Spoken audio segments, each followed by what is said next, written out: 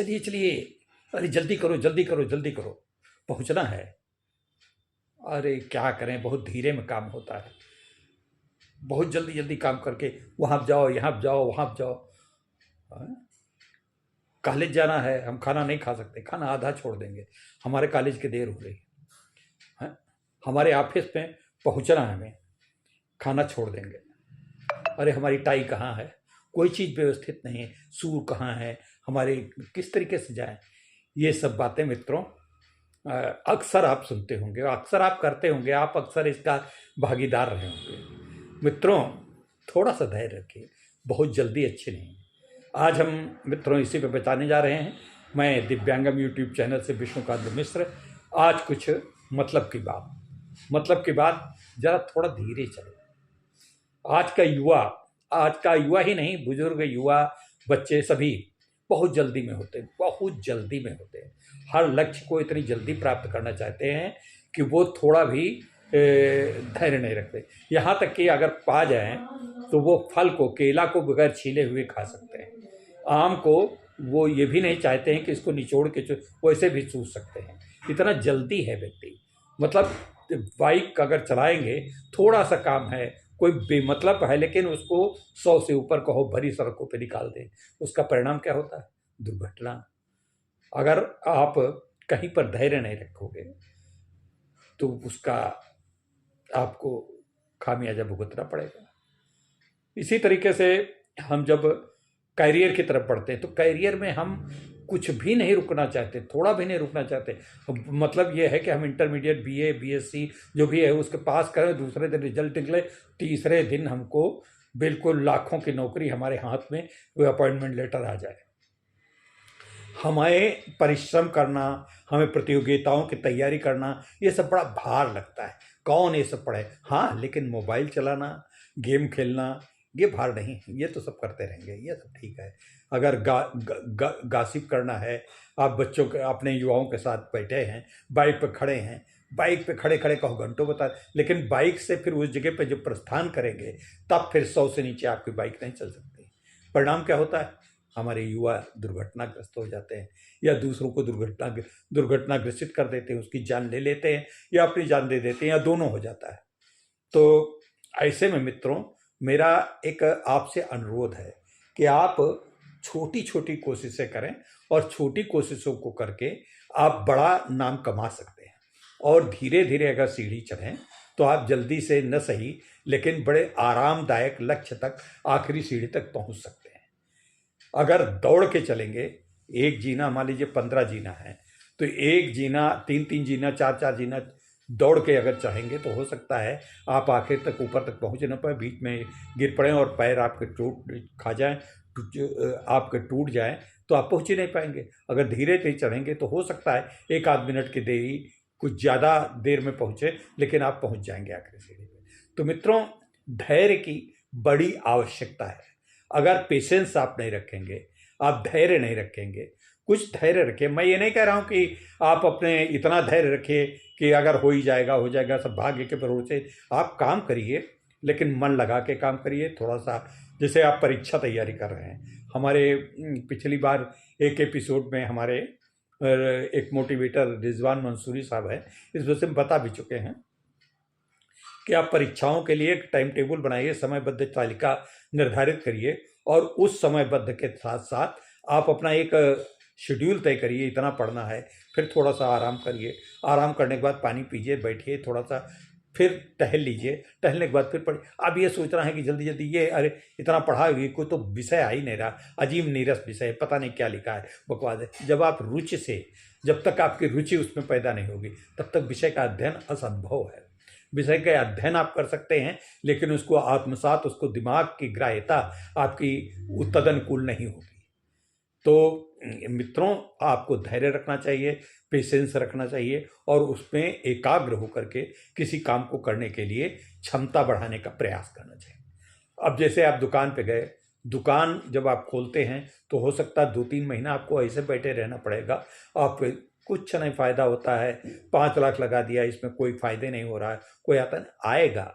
आपको थोड़ा सा संपर्क करना पड़ेगा, थोड़ा सा लोगों से बात करना। आप दुकान में खोल के बैठ गए, अपना गेट खोल दिए, मतलब चैनल खोल दिया, चैनल खोल करके बत्ती वत्ती जला दी, भगवान के हाथ जोड़, बस बैठ करके कोई नहीं आ रहा तो आप अपना मोबाइल पर गेम खेल रहे हैं। तो इस तरीके से नहीं होता। आप देखिए, थोड़ा जो उधर से गुजरते हैं उनसे नहीं परिचित है तो नमस्कार वैसे कर लीजिए, नमस्कार करिए, अभिवादन करिए, उनसे बात करिए। जरूरी नहीं कि आपके यहाँ सामान लेने आने वाला हो, वो नहीं आने वाला है तब भी आप उससे अपनी संपर्क बढ़ा करके परिचय बढ़ाइए, तो वो अगली बार आएगा कि देखिए यार कितने बढ़िया।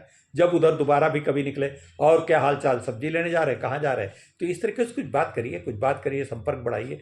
धीरे धीरे आपके यहाँ भी ग्राहक आने लगेंगे, और ग्राहक आने लगे तो उनसे एकदम से आप मालदार बनने का प्रयास मत करिए कि 100 की चीज़ 400 को बेचने लगो, ऐसा नहीं। 100 की चीज़ पे एक वाजिब प्रॉफिट प्राप्त करके धैर्यपूर्वक आगे धीरे धीरे बढ़ाइए।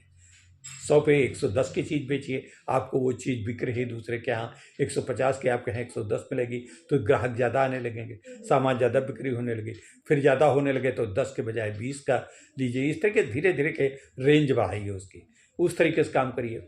अब आप जैसे पढ़ाई की बात अभी हमको बताया, नौकरी पे जा रहे हैं आप, इतनी तेज बाइक चला करके जब वाहन धैर्य खो करके जल्दी जल्दी पहुंच रहा, बॉस नाराज होगा। कल भी हम छुट्टी पे गए थे, कल हमको देर हो गई थी, छुट्टी कट गई थी, एब्सेंट लग गया था, और उसमें हमारा अंगूठा नहीं लग पाया था, मशीन जो अटेंडेंस है, तो उस पर ये सब चीज़ें करने की क्या ज़रूरत है। आप थोड़ा सा अपना टाइम ऐसा बनाइए कि सवेरे निकलिए, सवेरे उठ के अपना मतलब जो कुछ भी करना हो काम करके, एक सुनियोजित कम से कम जितने शेड्यूल का टाइम है उससे आधा घंटा पहले पहुंचने का ऐसा नियोजित कार्य बनाइए कि जिसमें आपके रास्ते का भी आना जाना, आवागमन सब कुछ सुलभ हो। उस चीज़ को अपनाइए, तो उसके हिसाब से करिए। तो बहुत ज़रूरी है थोड़ा सा धैर्य, बहुत तेज गति नहीं चाहिए, हैं। छोटे लक्ष्य, अगर आप छोटी छोटी कोशिश करेंगे तो आपको बड़े लक्ष्य प्राप्त हो सकते हैं। छोटी कोशिशों में ही बड़े लक्ष्य प्राप्त किए जाते हैं। छोटी कोशिश करिए, थोड़ा सा कम। अब आपको नौकरी नहीं मिल रही है, कह रहे नौकरी नहीं मिली, अरे नौकरी के सहारे इतना 140 करोड़ के देश में नौकरी हर एक को नहीं मिल सकती। सब जो उसमें नौकरी हो जाएंगे तो नौकरी किसकी सेवा, नौकरी का मतलब है सेवा, सेवा किसकी करेंगे जब सब वो सेवक ही हो जाएंगे। तो कुछ को, जनता को थोड़ा सा स्वामी रहने दो, जनता जनार्दन को। आप तो कुछ और करिए, नौकरी न सही, कुछ आप प्रोडक्टिविटी करिए, कुछ चीज़ें बनाइए, कुछ किसानी करिए। किसान में आज बहुत संभावनाएं प्रबल हो गई हैं, किसानी में भी बहुत संभावनाएं प्रबल हो गई हैं, उद्योगों में संभावनाएं प्रबल हो गई हैं, दुकानों में संभावनाएं प्रबल हो गई हैं। लेकिन इन सब के साथ आपको थोड़ा धीरे चलने का, ये नहीं कि आपको एक ही दिन में, मतलब जिस दिन बैठे दुकान खोली उसी दिन आपको 2 लाख रुपए आने लगेंगे, ऐसा नहीं हो सकता। आपको हो सकता है एक महीने दुकान खोलने के 1 महीने तक आपको एक ग्राहक भी ना आए, लेकिन उसके लिए आपको थोड़ा सा अपना मनोबल बढ़ाना होगा, आपको साइकोलॉजी डेवलप करनी पड़ेगी, संपर्क बनाना पड़ेगा। संपर्क, पब्लिक रिलेशंस बनाने के लिए आपको थोड़ा सा अभ्यास करना पड़ेगा।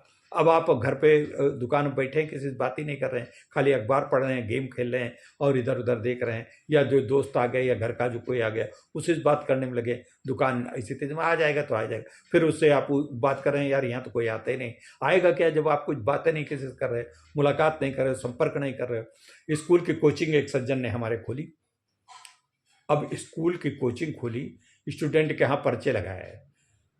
हमने कहा क्या किया, आपको कोचिंग में कोई आ नहीं रहा, कहीं क्या करें, कोचिंग में 2-3 लड़के आ गए हैं बस ये, और कुछ। हमने कहा किया क्या, कहने अरे यार सबको पर्चे बंटवा दिए थे अखबारों के माध्यम से, और जो है सबके घरों पे ये पंपलेट छपवा दिए, लगवा दिए थे, सड़कों पर लगवा दिया था, ये जो इलेक्ट्रिक पोल हैं उन पे लगवा दिया था, इस तरीके से प्रचार किया था।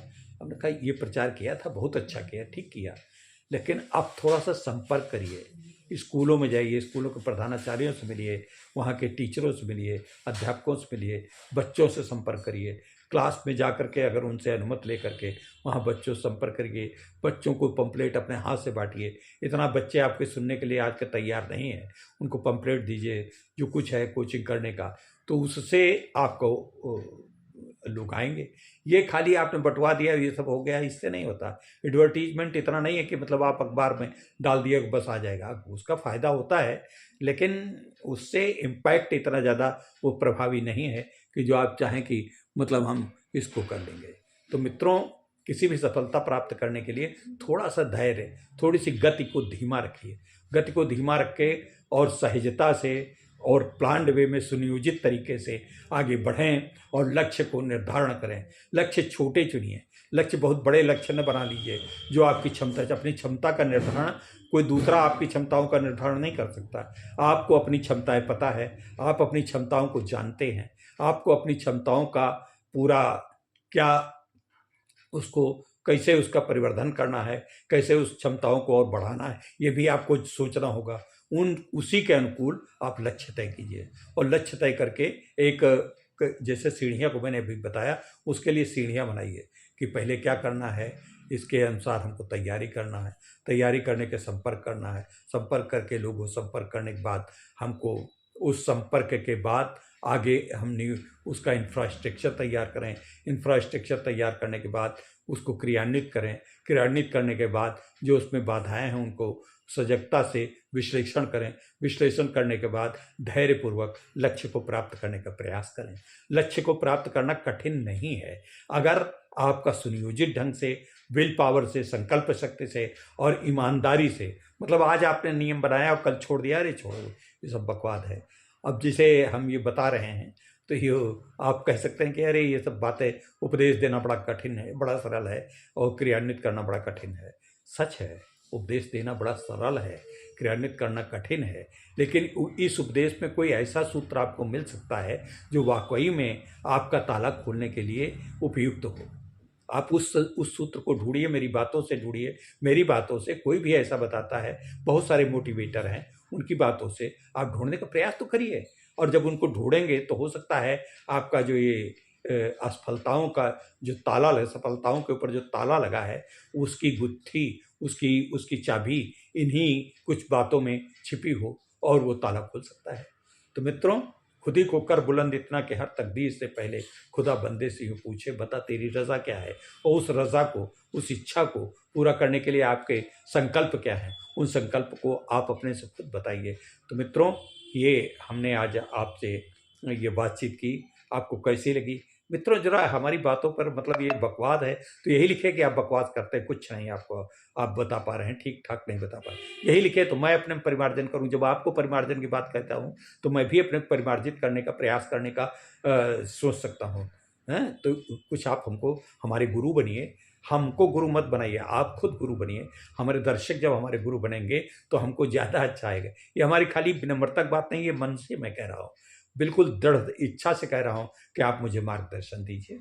आपका मार्गदर्शन हमारे लिए हो सकता है हमारे लक्ष्यों को पाने में सहायक हो जाए। जैसे हम आपको बताते हैं लक्ष्य बनाइए और आप चलिए। हालांकि मैंने अपना ये जो यूट्यूब चैनल दिव्यांगम खोला है, बड़े धैर्य से चला हूँ और धैर्य से चलता आ रहा हूँ। इसमें एक तो मैं आपको बिल्कुल सच कह रहा हूँ, एकदम सच कह रहा हूँ, इसमें मुझे ख्वाहिश तो है पैसा मिले, लेकिन इसके लिए पैसा ही मेरा लक्ष्य नहीं है और अभी तक एक नया पैसा मुझे मिला भी नहीं है यूट्यूब से। यूट्यूब के ऐसे हैं कि मतलब कम से कम $100 एक साल में करिए, एक साल में जब हमारे 4000 दर्शक हर साल हों और उसके बाद हम जो है 4000 घंटे हर साल हम प्राप्त कर सकें, तो अब घंटे जब आप लोगों को हम कोई ज़बरदस्ती तो देखने के लिए बाध्य कर नहीं सकते कि देखिए देखिए, छोड़ो, अरे बकवास है, मिश्रा जी बोल रहे हैं। जब अब हमारे इसमें, इस काम में जो हमारे सहयोगियों ने बड़ा काम किया है, हमें तो आपने उतना नहीं सुना है, लेकिन हमारे सहयोगियों ने, जैसे श्रीमती सुधा सिंह जी हैं, उनकी कहानियों को आपने बहुत प्यार दिया है और उनकी कहानियों में बड़ा संदेश छिपा है, उन संदेशों से आप लाभान्वित हुए हैं। तो उनकी कहानियों से आपने जो संदेश सुना है, उसमें हमको बढ़ने में धीरे धीरे सही, लेकिन लक्ष्य की ओर हम अग्रसर हैं। इसी तरीके से हमारे रिजवान मंसूरी ने और गति तेज कर दी इसकी, वो भी उनके संदेश के जो मोटिवेशनल आते हैं उससे आगे हम बढ़ते जा रहे हैं। सरबत खान भाई हैं, वो तो जो उन्होंने फंडा एक दिया कि हम जो है शॉर्ट वीडियो बना करके या जो कुछ बना करके वो करते हैं, उन्होंने जो फंडा बताया उससे हमारे आप लोगों का सब्सक्रिप्शन, आप लोग हमारा सहयोग दे रहे हैं, तो इसके लिए मैं विशेष रूप से कृतज्ञ हूँ। आप हमारे हमको, लेकिन हम ये नहीं कह रहे हैं इसलिए कि आपको ये सब बातें बता रहे हैं कि आप हमारा सब्सक्राइबर बन जाइए या वो करिए, बन जाइए, ये मेरी प्रार्थना है कि बन जाइए। लेकिन हम ये बता रहे हैं कि हम धीरे धीरे चले थे, हमारे 5 सब्सक्राइबर थे, 5 सब्सक्राइबर 3 महीना तक रहे, फिर 10 हुए, 11 हुए, आज हम 4000 को 3800 कुछ ऊपर के हो रहे हैं, 3840 हो रहे हैं, तो हम 4000 की तरफ अग्रसर हैं। तो ये धीरे धीरे चलने की गति का जो हमको आनंद मिल रहा है, वो आप लोगों की वजह से मिल रहा है, आपके सहयोग के वजह से मिल रहा है। इस सहयोग को थोड़ा सा और बढ़ा दीजिए तो हम लक्ष्य को प्राप्त भी कर लेंगे, धीरे धीरे प्राप्त करेंगे। बहुत जल्दी हम लक्ष्य प्राप्त करने की तरफ बहुत इच्छुक नहीं है कि हमें तुरंत आज हमको मिल जाए, ठीक है जब मिल जाए। और पैसा हमारा एकमात्र उद्देश्य नहीं है पैसा उद्देश्य है, लेकिन खाली यूट्यूब से पैसा कमाना हमारा उद्देश्य नहीं है। हम चाहते हैं समाज को परिमार्जित करना, हम चाहते हैं दिव्यांगों को उनके लक्ष्य की ओर बढ़ाना, हम चाहते हैं दिव्यांगों को एक सम्मानित स्थान समाज में दिलाना, उनकी मर्यादाओं का पोषण करना, ये हमारा उद्देश्य है। और ये उद्देश्य हमें धीरे धीरे पूरा होने की उम्मीद है। बस आपके सहयोग की आकांक्षा में आपका दिव्यांगम यूट्यूब के सीईओ के रूप में मैं नमन करता हूँ विश्वकांत मिश्र को। आज यहीं इजाज़त दीजिए, फिर मिलेंगे किसी दूसरे टॉपिक पे। नमस्कार।